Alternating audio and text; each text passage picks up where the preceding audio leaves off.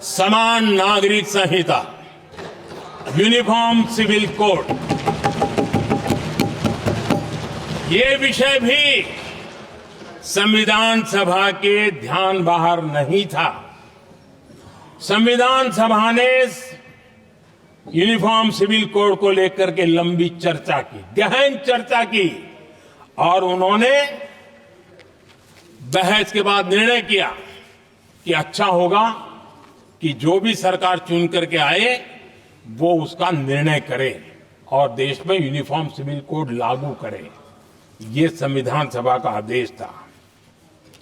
और बाबा साहब आंबेडकर ने कहा था, जो लोग संविधान को समझते नहीं है, देश को समझते नहीं है, सत्ता भूख सेवा कुछ पड़ा नहीं है, उनको पता नहीं है बाबा साहब ने क्या कहा था। बाबा साहब ने कहा था, धार्मिक आधार पर बने, ये मैं बाबा साहब की बात कर रहा हूं, इतना वीडियो कट करके घुमाना मत।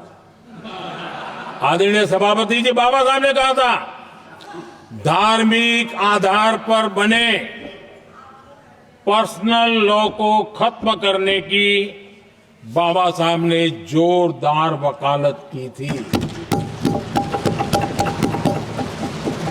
उस समय के सदस्य के.एम. मुंशी जी ने कहा था, समान नागरिक संहिता को राष्ट्र की एकता और आधुनिकता के लिए अनिवार्य बताया था। कमा मुंशी जी ने।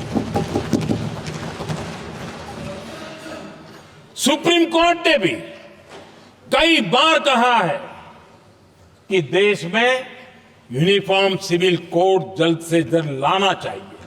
सरकारों को आदेश दिए हैं सुप्रीम कोर्ट ने,